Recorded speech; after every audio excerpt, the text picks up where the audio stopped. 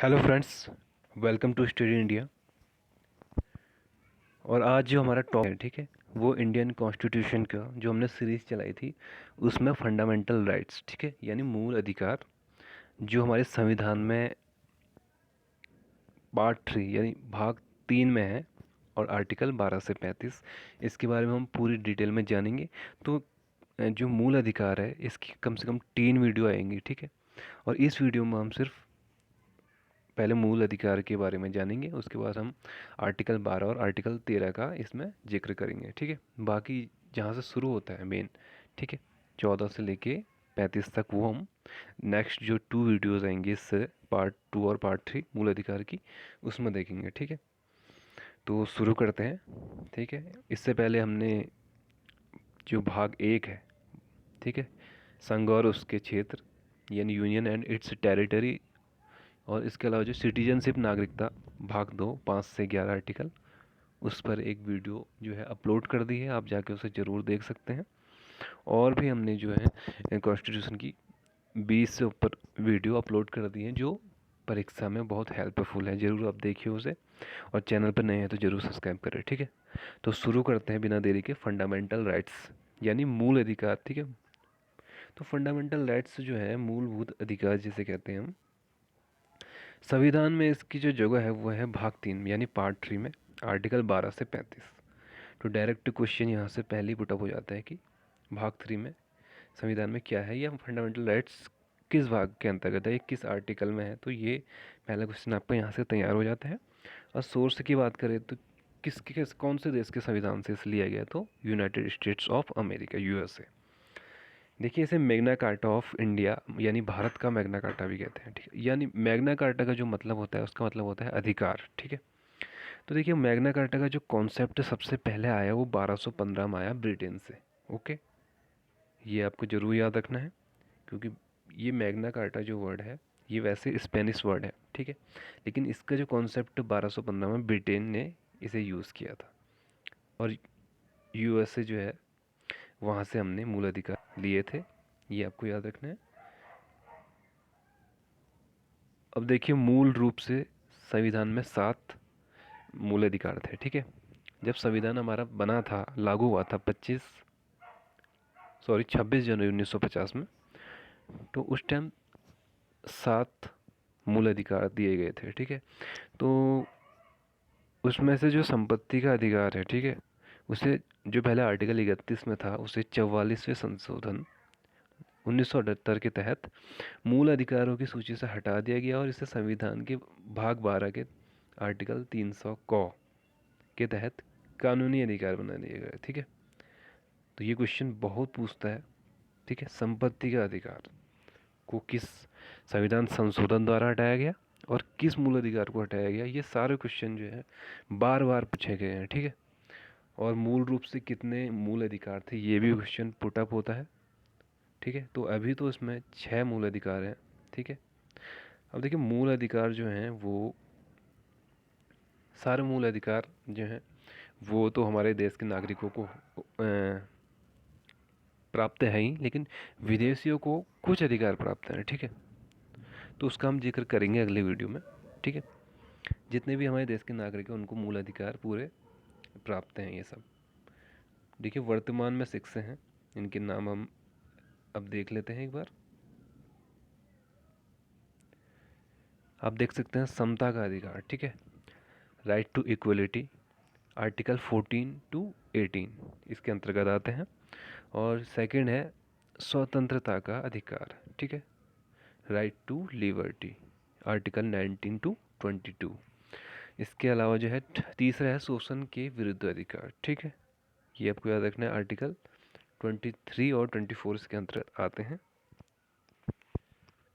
और धर्म का की स्वतंत्रता का अधिकार जो है वो चौथे पे है, आर्टिकल 25 से 28 तक। पांचवा जो है मूल अधिकार वह है संस्कृति और शिक्षा संबंधी अधिकार, 29 और 30 आर्टिकल इसके अंतर्गत आते हैं। और सबसे मेन जो आर्टिकल है वह है आर्टिकल 32 संवैधानिक उपचारों का अधिकार, ये हमारा छठा मूल अधिकार है। और अगर ये मूल अधिकार शामिल ना हुआ होता तो इन की वैल्यू बिल्कुल जीरो होती है। क्योंकि ये एक ऐसा अधिकार है जो हमें कोर्ट जाने के लिए हमें शक्ति देता है, हमें अधिकार देता है कि आप कोर्ट जाइए। अगर आपके अधिकारों का हनन हो रहा है, ठीक है, आपके मूल अधिकारों का हनन करती है सरकार या कोई कानून, आप कोर्ट जाइए, ठीक है, सुप्रीम कोर्ट जाइए, हाई कोर्ट जाइए, ठीक है। तो अगर आप जाएंगे तो आपका जो मूल अधिकार का हनन हो रहा है वो नहीं होगा, ठीक है। तो ये जो है इसे बोलते हैं संविधान की आत्मा भी इसे बोला गया है डॉक्टर भीमराव अंबेडकर जी द्वारा, ठीक है। तो ये आपको जरूर याद रखना है, बहुत इंपॉर्टेंट आर्टिकल है। अब देखिए आर्टिकल 12 की बात कर लेते हैं, शुरुआत तो 12 से करते हैं। तो आर्टिकल 12 आखिर है क्या? देखिए आर्टिकल 12 जो है वो स्टेट की डेफिनेशन बताता है, ठीक है, राज्य की परिभाषा बताता है। तो राज्य का मतलब ये नहीं है कि जैसे भारत में अभी 28 स्टेट्स हैं, ठीक है। तो होता है, अब आप जानेंगे स्टेट मतलब क्या होता है। स्टेट मतलब सेंट्रल गवर्नमेंट या पार्लियामेंट, ठीक है। सेंट्रल गवर्नमेंट, पार्लियामेंट, ये सब स्टेट के अंदर आएंगे। स्टेट गवर्नमेंट और जो लेजिस्लेचर है, ठीक है, विधान मंडल है जो, वो सब स्टेट कहे जाएंगे। लोकल बॉडीज़, पंचायती राज हो या नगर पालिका की बात हो, सब ये सब किसके अंदर आएंगे? स्टेट कहे जाएंगे। इसके अलावा जो अन्य बॉडी हैं, ठीक है, जैसे वैधानिक हो या वो गैर संवैधानिक बॉडी हो, सब स्टेट कहलाएंगे, जैसे LIC, ONGC, सेल। इसके अलावा जितनी भी बॉडीज़ होती हैं, ठीक है, और कुछ निजी बॉडी भी होती हैं जो स्टेट गवर्नमेंट के अंतर्गत कार्य करती है, ठीक है, उन्हें हम स्टेट कहेंगे। तो स्टेट के आप ये सब जो है इतना बड़ा मतलब है, ठीक है। तो ये स्टेट की डेफिनेशन है, स्टेट के अंदर ये सब आते हैं, ठीक है। तो राज्य इसमें बताया गया है कि राज्य क्या है, ठीक है।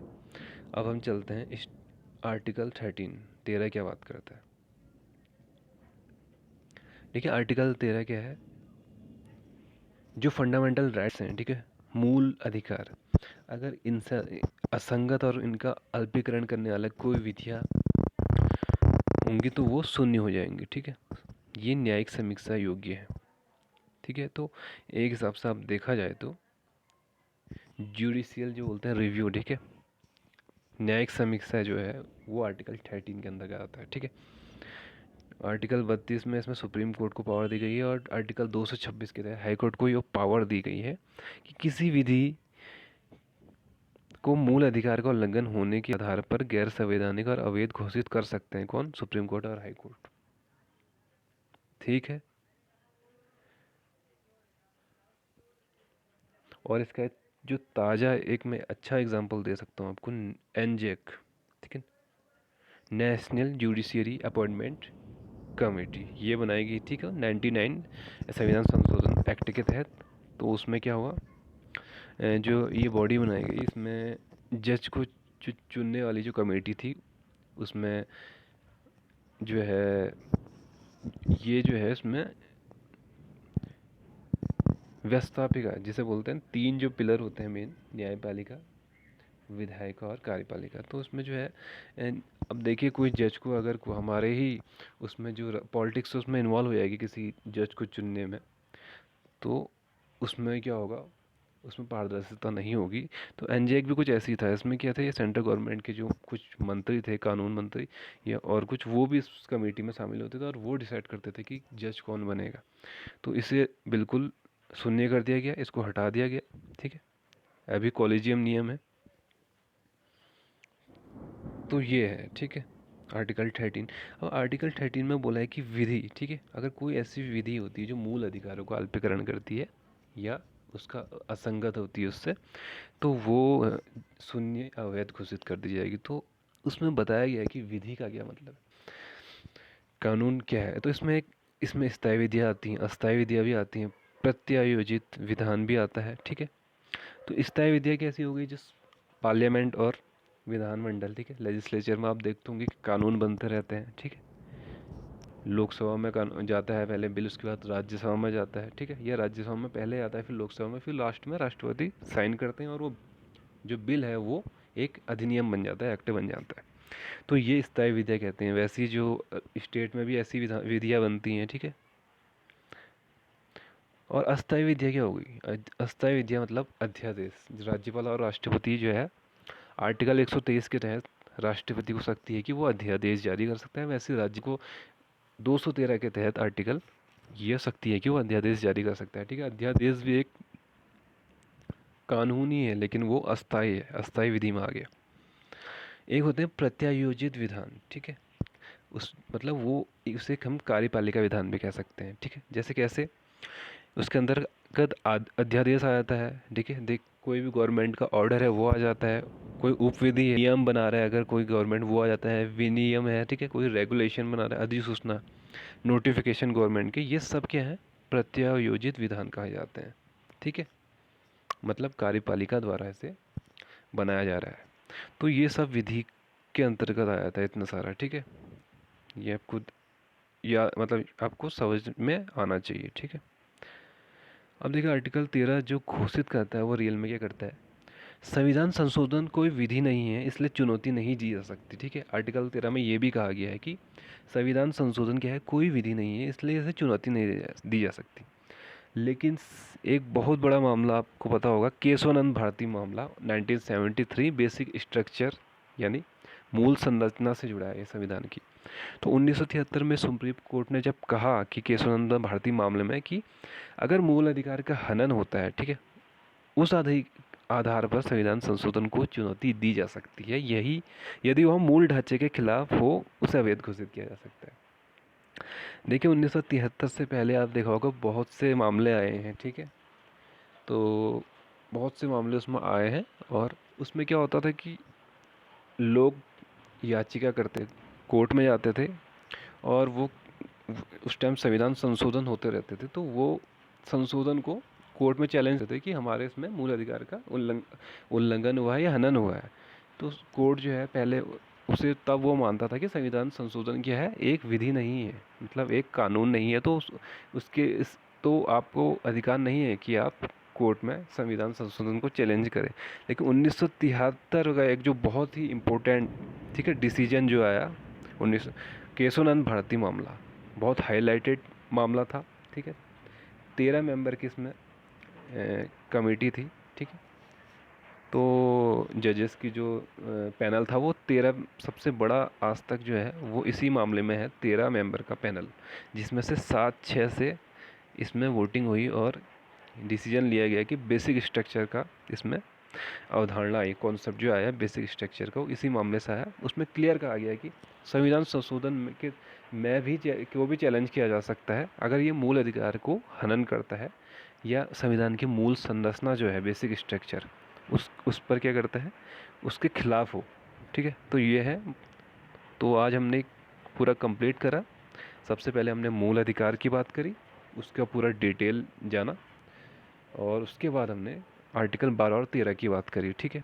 और बाकी अब 14 से जो स्टार्ट होगा हमारा आर्टिकल, और 35 तक, वो हमारे नेक्स्ट 2 वीडियोज़ में आएगा, ठीक है। तो उम्मीद करता हूँ वीडियो पसंद आई होगी। धन्यवाद।